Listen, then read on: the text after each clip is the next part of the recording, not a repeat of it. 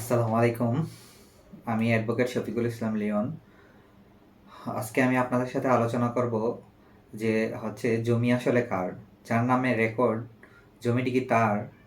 কিংবা যার দলিল নাই অর্থাৎ রেকর্ড আছে, জমিটি কি তার? অথবা যার নামে জমির দলিল আছে, সেই জমিটা কি দলিল যার তার নাকি যার নামে রেকর্ড আছে তার? প্রথমে বলে নেই, আমাদের আসলে জমিটা কার তা প্রমাণ করতে হলে আপনার প্রথমত আপনাকে দেখতে হবে যে সর্বশেষ বিএস রেকর্ড কার নামে আছে। যদি সর্বশেষ যে রেকর্ডটি হয়েছে ওই রেকর্ডটি কারো নামে থাকে, প্রথমত ধরে নিতে হবে জমিটি আসলে তার।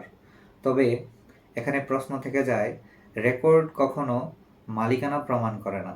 আপনার জমির মালিকানা প্রমাণ করে হচ্ছে আপনার দলিল। অবশ্যই রেজিস্ট্রিকৃত যে কোনো দলিল আপনার রেকর্ডকৃত খতিয়ানের চেয়ে আপনার মালিকানা অনেক বেশি প্রমাণ করে। তাহলে আমরা ধরেই নিতে পারি যে দলিল যার, জায়গা তার। তবে আপনার জমিতে আপনি ঠিকমতো আছেন কিনা, অথবা আপনার জমিতে আপনি সরকারকে ঠিকমতো খাজনা দিচ্ছেন কিনা, এটা প্রমাণ করে আসলে আপনার রেকর্ড। দেখেন, রেকর্ড যে সর্বশেষ রেকর্ড ধরেন 10 বছর আগে আপনার এলাকায় হয়েছে, কিন্তু ওই রেকর্ডে আপনার নাম নাই।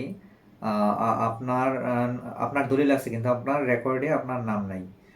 তার মানে এটা প্রমাণ করে আপনি ঠিকই আপনার দলিল আছে, কিন্তু দলিল থাকার পরেও আপনি আপনার নামে রেকর্ড করে নেন নাই। সেক্ষেত্রে আপনাকে অবশ্যই দলিল সাবমিট করে আদালতের মাধ্যমে আপনি রেকর্ডটা সংশোধন করে নেবেন। অবশ্যই আদালত আপনাকে সব কিছু ঠিকঠাক থাকলে, আপনার দলিল থাকলে অবশ্যই আপনাকে আদালত মালিক মর্মে ঘোষণা করবে। ধন্যবাদ। কারো কোনো প্রশ্ন থাকলে আমাদের দেওয়া নাম্বারে অথবা আমার এই ভিডিওর কমেন্টে কমেন্ট করে জানাতে পারেন। আল্লাহ হাফেজ। পরবর্তীতে আপনারা কী ধরনের ভিডিও পেতে চান কমেন্টে জানাবেন। আজকের মতো বিদায় নিচ্ছি। আল্লাহ হাফেজ।